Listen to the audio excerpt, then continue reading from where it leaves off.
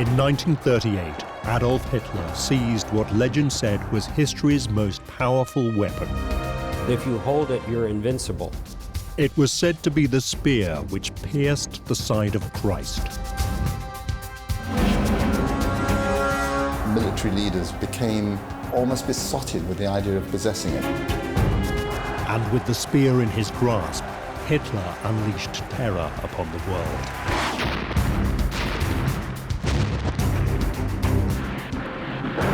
But in the chaos of war, this most valuable of Europe's treasures simply vanished. This was an emblem of war, twisted by the Nazis to become symbols of the Third Reich. But one man, Walter Horn, would uncover the mystery of what had happened to the Spear of Destiny. And one of America's finest generals, obsessed with the spear, would launch a mission to find it.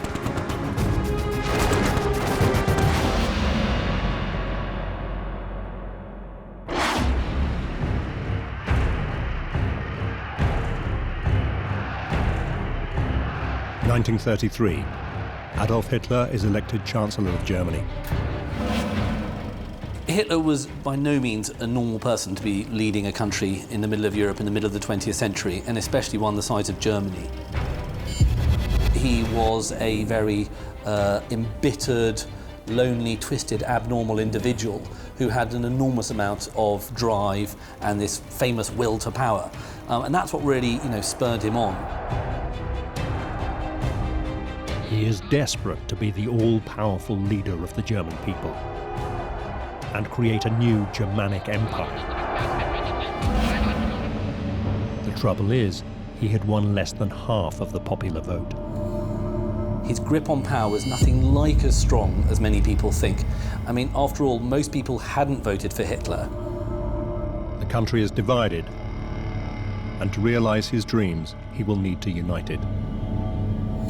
Germany was, until just a few years before, in real terms, just a collection of very, very small states. You've got people in, all up near the Danish border, and you've got people all the way down near Munich and as far east into what would now be part of Poland.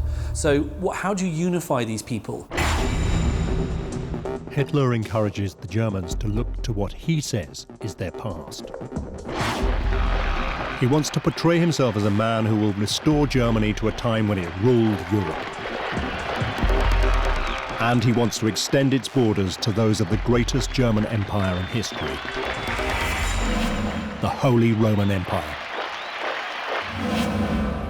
The Holy Roman Empire was first created by Charlemagne, Charles the Great, the Germanic king of the Franks in 800 AD. Its purpose? To spread Christianity through all of Europe. For 1,000 years it dominated the continent. At its height, stretching from the North Sea to the Mediterranean, and ruling over what is now Germany and much of Austria, Poland, Italy, and France. Now Hitler wanted to create an even greater empire in his own image. The 1,000-year Nazi Reich with himself at its head. He wasn't the type of person who would like to cut deals and engage in the art of statesmanship or diplomacy. This is a man who just wanted to drive things forward the way he saw the world should be in his eyes. But Hitler's difficulty is that there is nothing imperial about him. As the son of a working-class Austrian civil servant, it is not enough to simply proclaim himself the German Führer. He needs to look like one. He needed to try and assimilate some of the trappings of power and the type of trappings that would be suitable for someone who is ruling a kingdom in the middle of Europe. And of course, what's he going to do? He's going to look back to history to find these things. He decided that to be an emperor, he would need the possessions of an emperor. Hitler was looking for an emblem that would underpin his claim to be leading the German people back to a new era. What do we need? Well, we need various items that are associated with other people in power. The Holy Roman emperors had held crown jewels as symbols of their authority. An imperial crown, a scepter, and an orb. But of all these symbols of past German glory, one is more important than all the others. It looks like a simple Roman spearhead. It is the Spear of Destiny.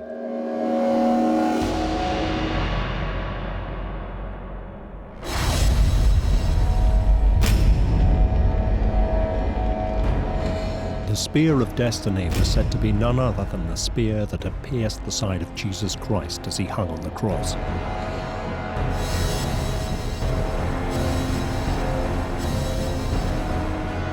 The myth said that it was wielded by a Roman centurion called Longinus. As the legend is told, Longinus was a Roman centurion who'd served Pilate faithfully, and he got cataracts. He was going blind. And Pilate pulled him out of the ranks because he was no longer of service as a fighter, and gave him relative easy duty at Mount Calvary, making sure the crucifixions went off as planned. It didn't require a lot of fighting, didn't require great eyesight. The Bible says that this centurion, when inspecting the crucified men, was unsure if Jesus had died. So he thrust his spear into Christ's side.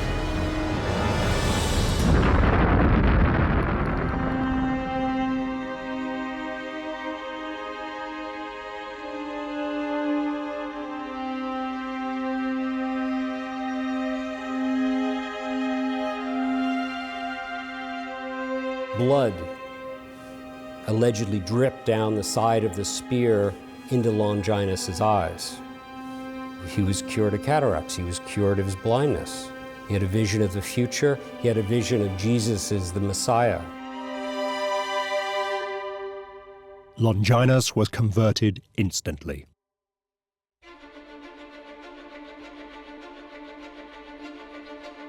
As Christianity spreads throughout the world, Longinus's spear, touched by the Son of God, became a revered holy relic. The spear was passed down, first through a succession of Roman emperors, and then to Charlemagne. Charlemagne carries it into battle, is invincible as long as it's in his hands. It becomes known as a talisman for conquerors, for military force. It is a military image that it has of vanquishing foes. Such was its mystique that every Holy Roman Emperor after Charlemagne wanted to possess it. It became a symbol of their authority. The spear, at a very early point in history, is a reflection of power, of strength. Legend says that whoever held the spear would be undefeated in battle. So not only do you get a sense of whoever has this is the true world monarch because he has it, but if you hold it, you're invincible.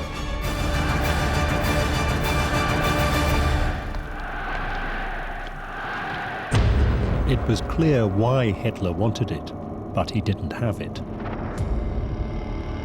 In fact, it was in Vienna, the capital of neighboring Austria.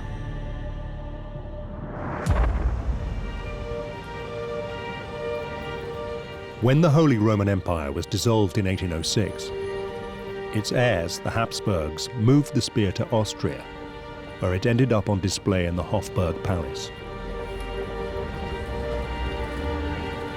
And it was here in 1908 that Adolf Hitler, then a struggling Austrian painter, had first seen the spear and begun to covet it. According to one version of the story, Hitler had actually seen the spear in the museum there, and apparently he may have had some sort of moment of epiphany in which he realised that this was an incredibly important object and he had been sort of touched by it. Whether that's true or not doesn't really matter. The point was, it was regarded as being important. Hitler had long known where it was, and now he was German Führer. All he had to do was take it.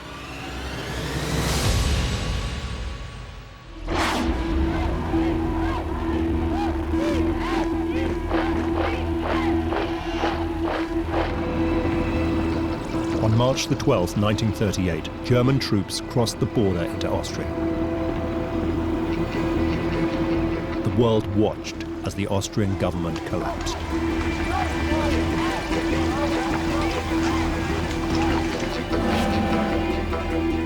Hitler was killing two birds with one stone. He was reclaiming lands once held by the Roman Empire, and was now on the brink of seizing the spear of destiny. You've got to realise that Austria and Germany are, in Hitler's eyes, indivisible, and indeed they should never have been divided in the first place. With Austria in his grasp, Hitler now activated the second part of his plan.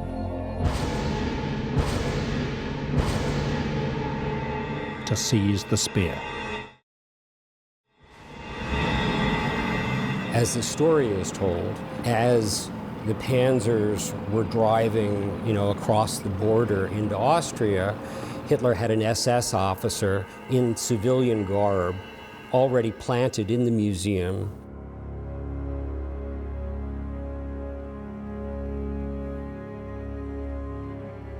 When he was alerted that the border had been crossed, he changed into his uniform, pulled out his gun, and stood guard over those crown jewels. Nobody was to touch them until Hitler arrived.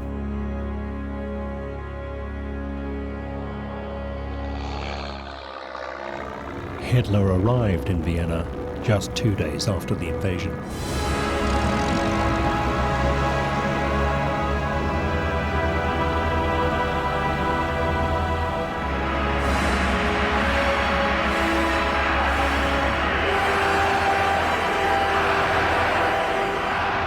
One of the very first things he does is to go to the Habsburg Museum, go to the display case where the spear and the crown jewels are, and opens it. And takes possession of the spear.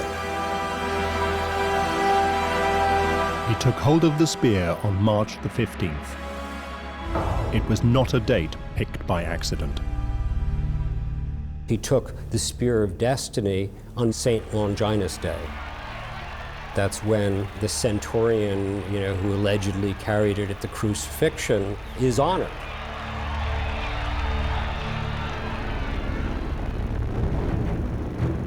Hitler took the spear to the southern German city of Nuremberg, which had been its home for centuries during the reign of the Holy Roman Emperors. There was absolutely no question where Hitler was going to take the spear once he absconded with it from Austria. He was going to take it back to Nuremberg, back to its spiritual home, what was to be the spiritual headquarters, the spiritual capital of Nazism, of the 1,000-year Reich. Taking his lead from the Holy Roman Empire, Hitler had decided to place Nuremberg at the center of his new Nazi Reich. Berlin is the brain, Nuremberg is the heart.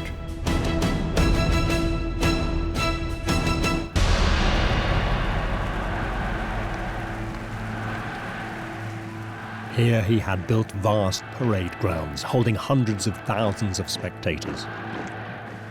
He staged enormous rallies showcasing German military might. Extravagant displays presented the German people with an image of the future based on his vision of the past. We see newsreels today of the parades going through the streets in Nuremberg, of soldiers dressed as medieval knights.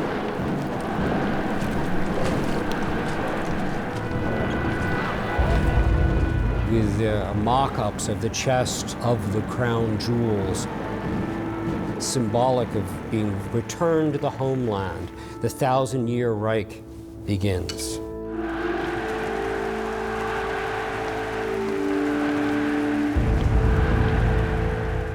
By displaying the spear and the crown jewels, his message could not have been any clearer.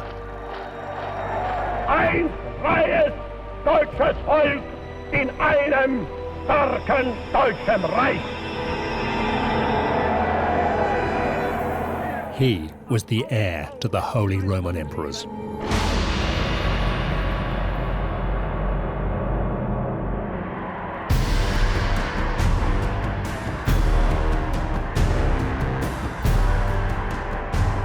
It was as if King Arthur had finally gotten Excalibur and was marching through town with it.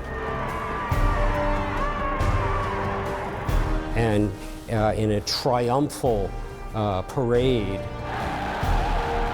I got it. With the Spear of Destiny in his possession, Hitler was convinced he would be unstoppable in his aim to conquer the rest of Europe.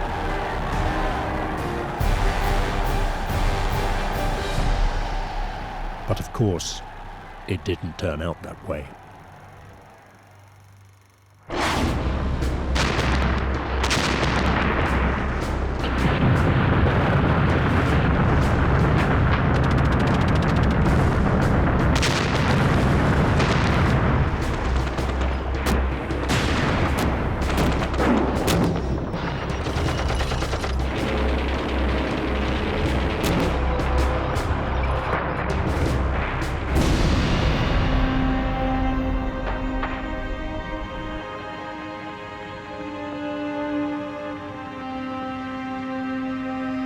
By the beginning of 1945, 5 years of war has devastated Europe. The spear has failed to bring Hitler the victory he had dreamed of. His ambitions lie in tatters. His empire on the brink of collapse. And in the chaos, the Spear of Destiny, one of the great treasures of Europe, has disappeared.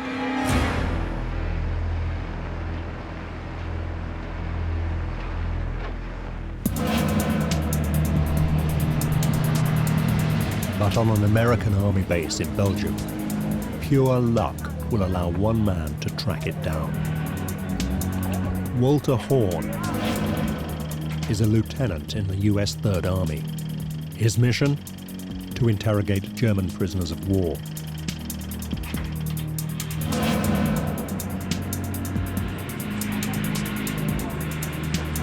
Horn is no ordinary American GI. For one thing, he's German. And 10 years earlier, he had narrowly escaped the clutches of the SS.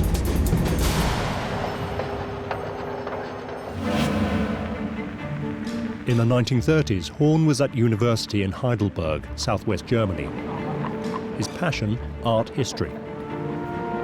His specialty was the relics of the Holy Roman Empire. He was an art history major who just had the misfortune to get his doctoral degree in 1933, just as Adolf Hitler had come to power.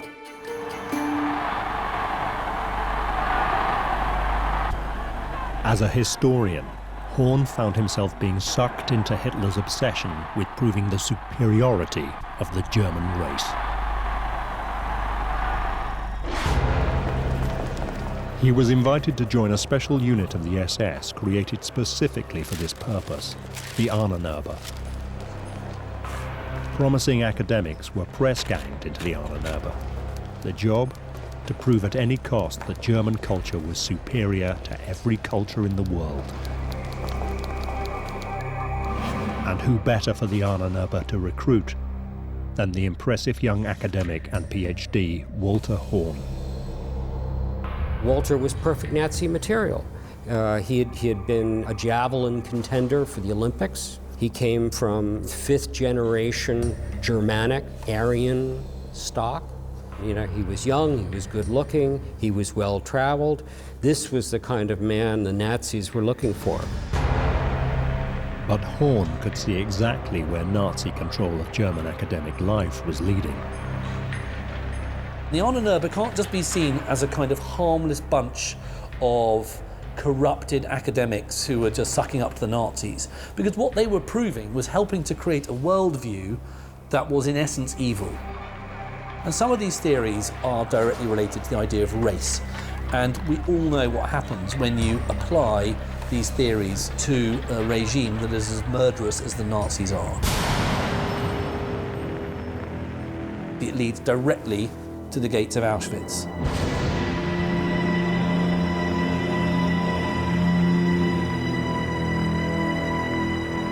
Horn wanted no part of it. So in 1934, he decided to flee Germany. He didn't want to give up his homeland, but he saw no option around it. One thing he knew is he had to get out of Germany. You know, the storm is coming down. This is no place to be. But as he began his flight to freedom, Horn learned that the SS were after him.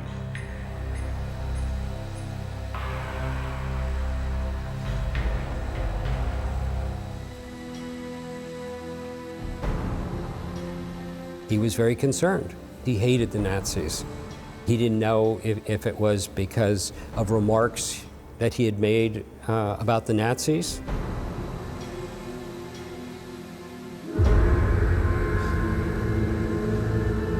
To his horror, one SS officer had managed to track him down.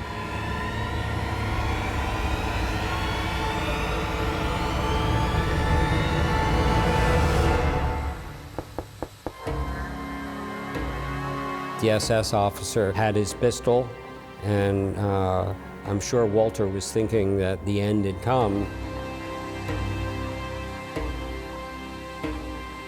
But Horn was in for yet another surprise. The SS officer essentially, told him, yes, we're looking for people like you, but good luck. Just don't come back. Walter Horn eventually managed to escape via Italy and then Cuba to America, where he became a naturalized American citizen.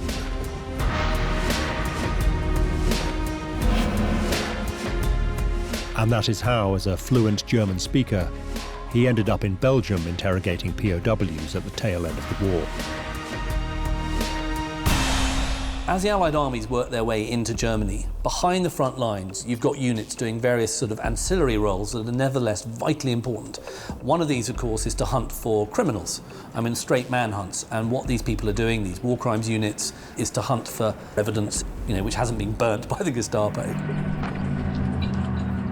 For months, Horn had been uncovering very little, but one afternoon, a harmless-looking POW changed all that.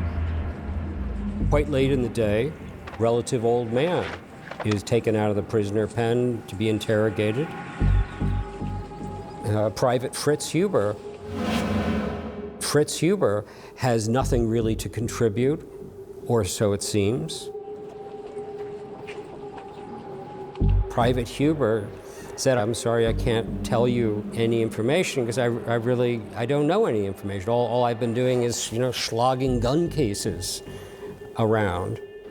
Walter felt sorry for him, offered him a cigarette, offered him a cup of coffee, and they just sat and chatted. Then, Huber revealed something that would blow Walter Horn's mind. Huber said, I do know of a special treasure, a hidden treasure. Are you at all interested in art history?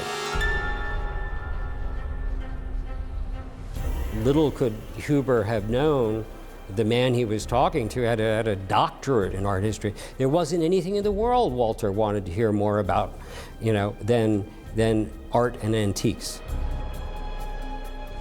Huber began to tell Horn about a Nazi treasure trove hidden beneath Nuremberg Castle, one which supposedly contained any number of priceless pieces of art. Horn listened intently as Huber listed the sort of items that any imaginary pirate hoard might contain. Huber was describing various treasures, which could have been any kind of depositories, because we know the Nazis looted, major museums. But this collection was different. He described a scepter. He described a crown. He described a golden orb, what they call, the world orb of Christianity. And then he said, it's a spear. It's a spearhead, Roman spearhead. And of course, Walter knew instantly the collection. There was no question what it was. He was describing, the crown jewels of the Holy Roman Empire and the spear of destiny.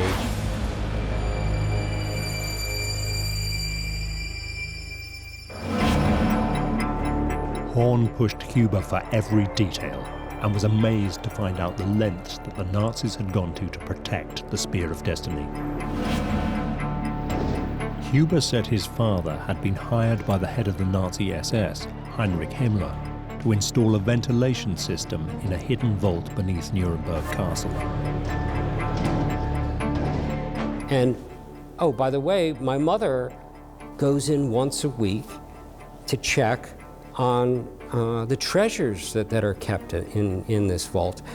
She has to check the humidity, check against insects. My mother's got to wear white gloves. And as Huber is telling this story, Walter's getting more and more interested. Huber described a network of tunnels beneath the castle which led out to a secret entrance on the streets below. It looked like an active, ongoing antique shop, and had two doors for bringing items in and out, but of course it was Nazis who were going the in and out.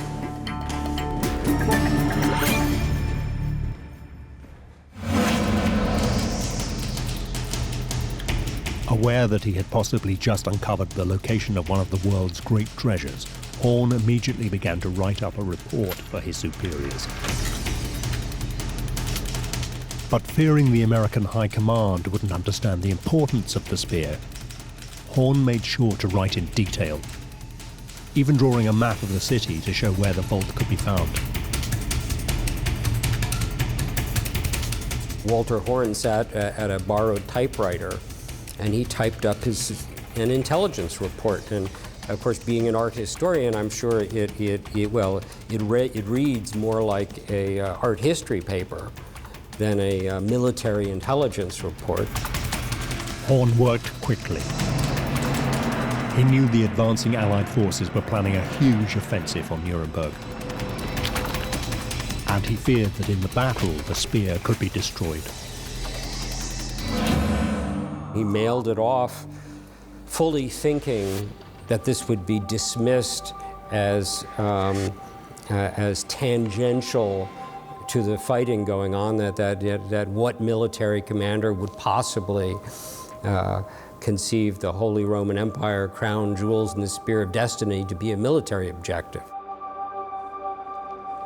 But in another amazing stroke of luck, Horn's report eventually landed on the desk of the one man who had both the power and the will to save the spear.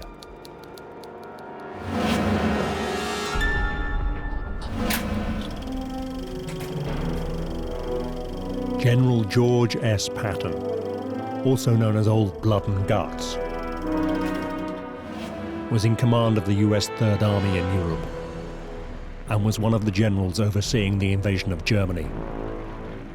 A flamboyant man, often pictured with 2 silver revolvers, he was a brilliant tank commander and tactician.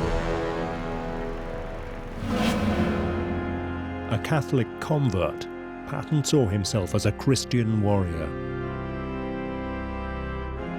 But more than that, he too was obsessed with the legend of the Spear of Destiny.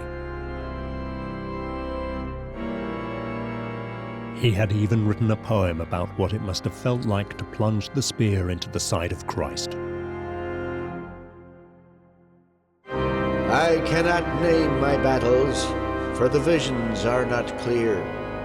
Yet I see the twisted faces, and I feel the rending spear. Perhaps I stabbed our Savior in his sacred helpless side. Yet I've called his name in blessing when after times I died. As US troops battled their way across Europe, Patton had been attempting to track the spear's movements. His fear was that the spear, if not found, might be used as a talisman to inspire a Nazi resurgence. But so far, he had no idea where the spear was, until Walter Horn's report landed on his desk. Lo and behold, that's exactly what Patton was looking for, and he found it in that intelligence report. Light bulb went off. This was a military objective for Patton.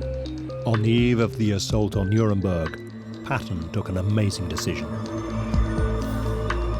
He ensured that a crack team of soldiers was sent to locate the secret vault.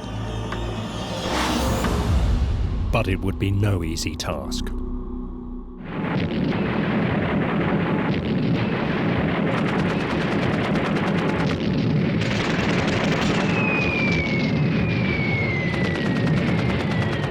Nuremberg had suffered a series of massive bombing raids.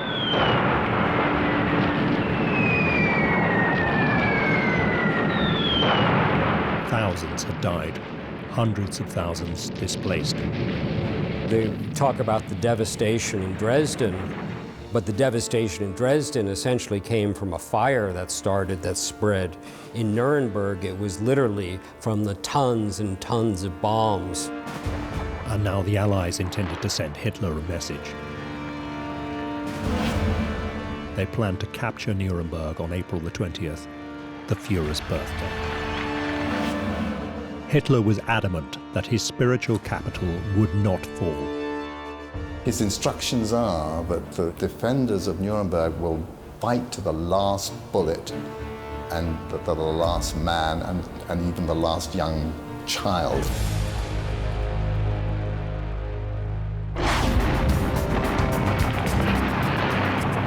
On April the 16th, the US Army began a fight to the death for the city.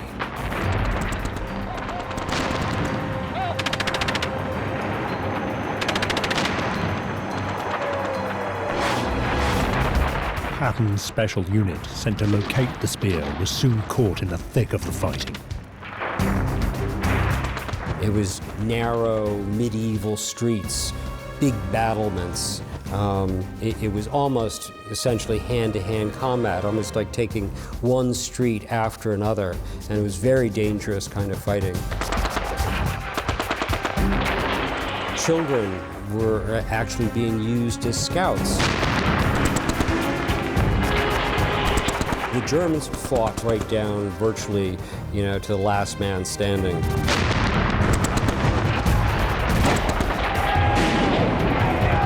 In the chaos of the battle, Patton's unit, armed with Horn's map, embarked on their dangerous mission to locate the secret vault. That unit lost many men to work their way where the vault was. When they got there, they couldn't even find it. There had been such devastation, so many bombings, and they weren't even sure that they'd gotten to the location. But then they made a discovery. One of them found a crevice, a sort of tunnel-like thing, and they dropped in.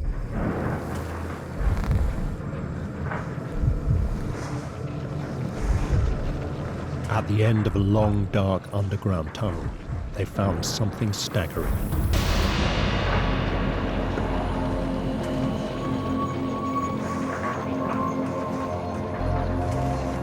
Set into thick concrete, a steel vault door 8 feet high and 12 inches thick. But there was a problem. The giant vault doors were locked shut.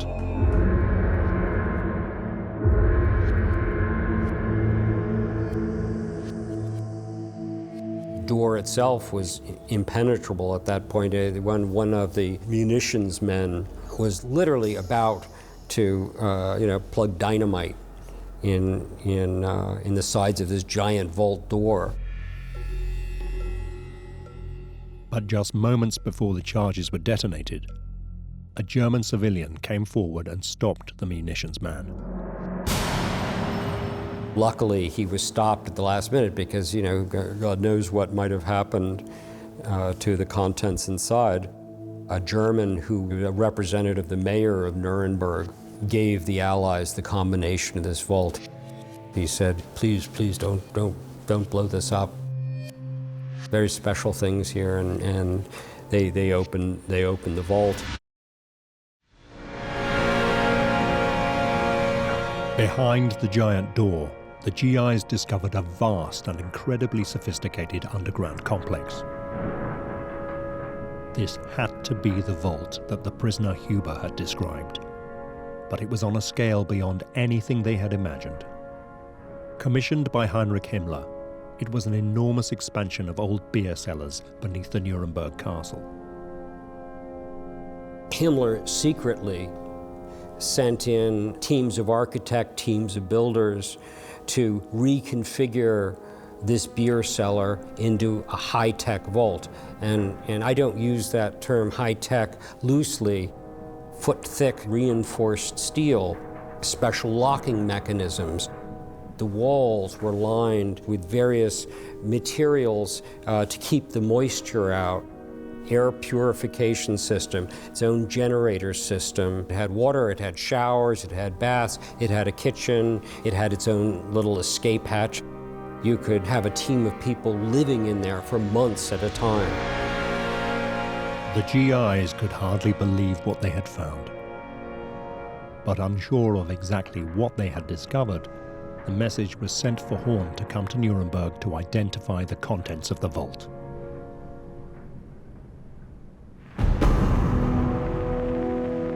When Horn arrived, he was shocked by the state of this once beautiful medieval city.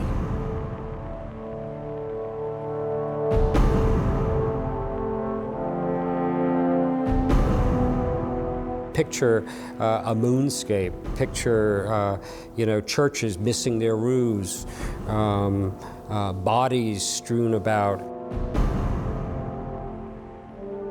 Horn was led to the vault.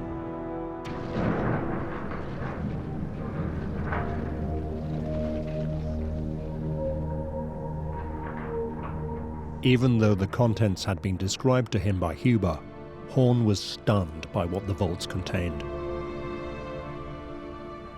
There is just this fantastic room full of Europe's treasure, which can rival anything you'll see in the Louvre or the British Museum. And it really is a real treasure trove. And the guys who went in there realized, my God, I mean, how much had the Nazis taken? You know, every box was just full of something more and more incredible.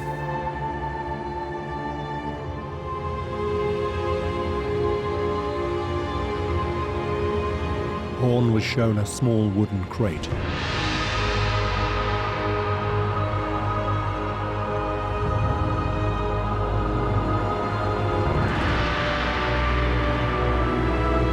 In it, unmistakable to Horn's expert eyes, was the Spear of Destiny.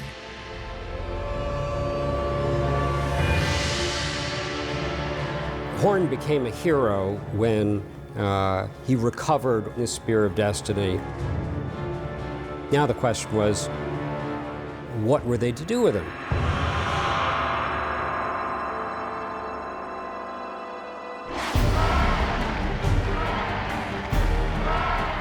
May 1945, the Allies declare victory over Hitler's Nazi regime. 6 years of war draws to a close. Hitler had committed suicide in his Berlin bunker.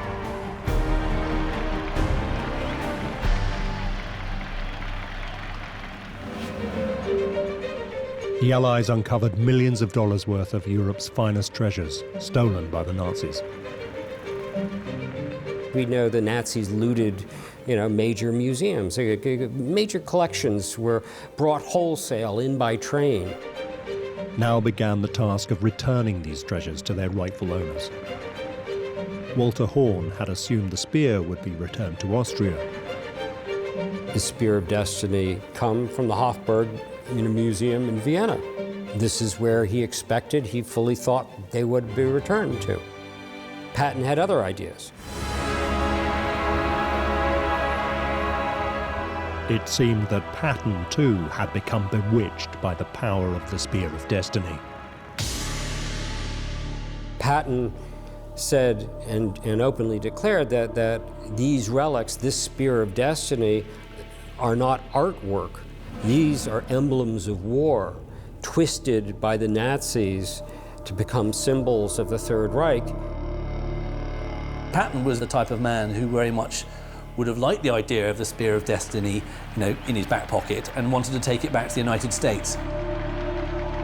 Perhaps he believed, as did Hitler, that whoever possessed the spear would be invincible.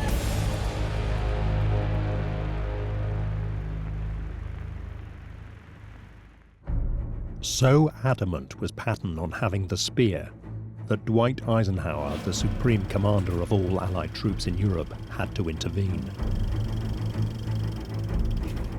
A huge argument broke out between these two iconic figures. But before it could be resolved, tragedy struck.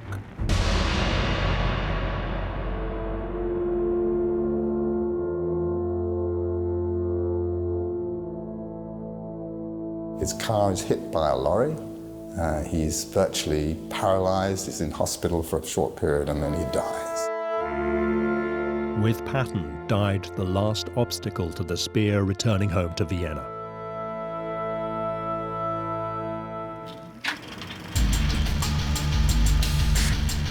Special plane was dispatched under a very heavy armed guard because these are considered the most valuable treasures that the Nazis had ever looted. And there was a special return ceremony in Austria. And today, they're back in the museum, essentially in the same room, in the same part of the museum where they were when Hitler took them. But there remains one outstanding question. What was this item that Walter Horn had recovered and that so many people had fought and died for? Could it really be the spear that Charlemagne held, the very spear that pierced Christ's side?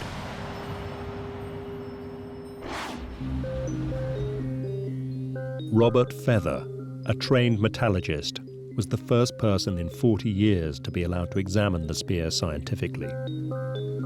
I was called in to examine the spear because I'd had previous experience of metallurgical work on ancient artifacts. I trained as a metallurgist and I've sort of done a lot of work in ancient metals and materials.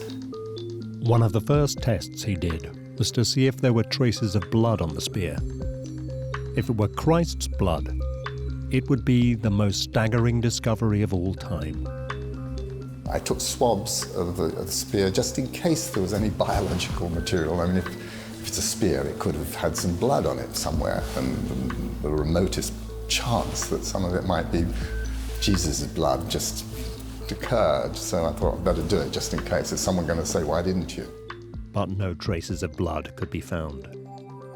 Next, he did a series of non-destructive tests to uncover the age of the spear.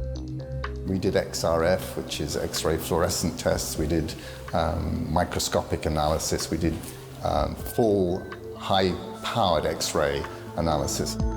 These tests finally gave an approximate date to the spear itself. The 7th or 8th century AD. To say that it was the spear that went into the side of Jesus, I think, is rather difficult, if not virtually impossible.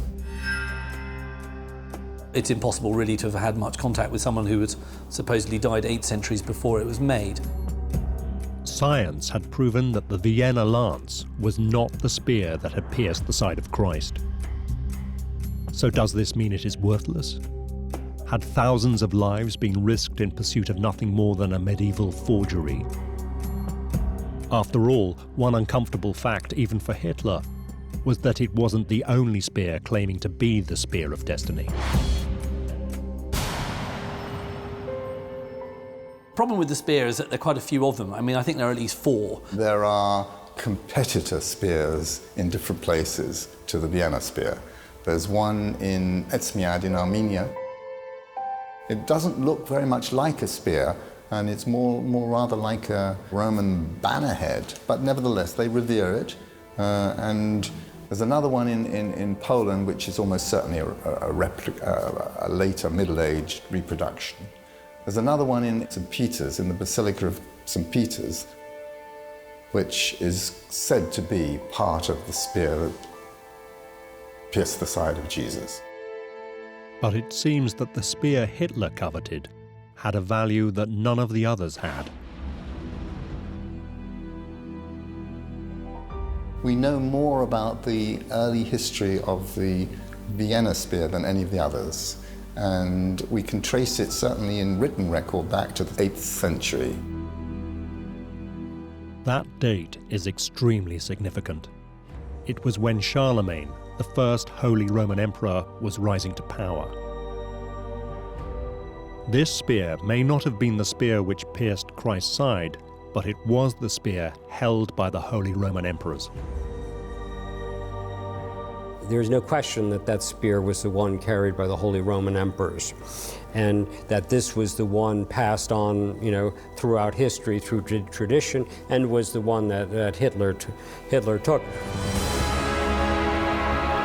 And Hitler had understood something else. It doesn't matter what something is. What matters is what people believe it to be.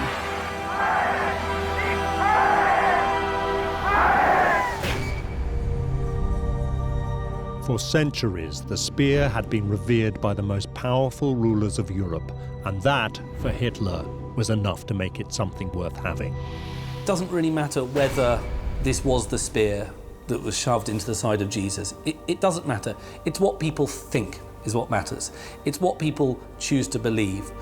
The fact that it doesn't date back to the crucifixion doesn't make it, to my mind, any less valuable, because what it represents in the larger sense is what's important. Even though it's very easy today to look at it as all being part of, it's all mumbo jumbo, it's kind of, junk history, it's kind of mythology, it's superstition, it's important.